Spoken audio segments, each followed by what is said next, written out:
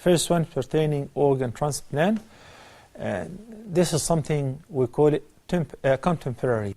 It was not discussed at the time of Abu Hanifa, or Imam Malik, or Ahmad, or Shafi'i, Sufyan al-Thawri, al-Bukhari, and others. May Allah have mercy on all of them. It's contemporary because before that there was no this kind of surgery and organ transplantation and so on.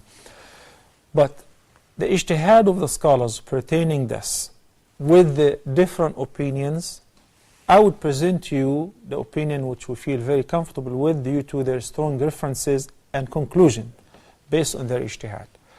It will be permissible to donate an organ in the following conditions. Number one, first condition, it is a donation, not with a compensation, because one is not allowed to sell any part or piece of his body, because your body is an amana.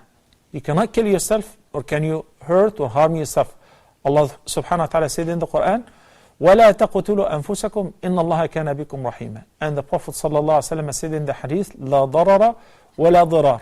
So number one condition is donation, mere donation. Number two, the recipient, the patient, is in need for this organ or else he will die. If he can survive without it, then there is no need to take an organ from somebody else. Number three, that the donor has two organs of the same. Then we're talking about the kidneys. Or in case of the liver loops, if he can give away or donate one of the liver loops and he still can live and function properly, and it would not affect his health would not deteriorate, he would not suffer, it will cause him to die, then that's another condition. There's another condition, which is that it is not necessarily guaranteed, but the doctor said 100%, 99%, or most likely the patient will survive. يَغْلُبُ عَلَى الظَّنِّ. Most likely the patient will live and will benefit out of this organ. And also certainly that would not hurt the donor. In this condition, Bismillah, go ahead and donate the organ. Donation, not human trafficking and organ trafficking, because we know that the rich oppress the poor and they buy their organs, they consider them insignificant. Your life is not really worth it, but this rich guy or whose family is rich are willing to pay anything so that their son would survive and live, and they don't mind whether the donor will suffer afterward or not. That's why the doctor may lie. There's got to be a committee in the medical syndicate to decide for each case whether the person is a donor or he's a seller. If he's selling, this is amongst the human trafficking.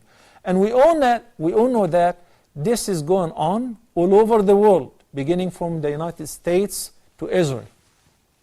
You know? And the latest case where 4 Jewish rabbis have been arrested in New Jersey. I've attended this case for human trafficking, along with some, law enforcement in Egypt and in Israel.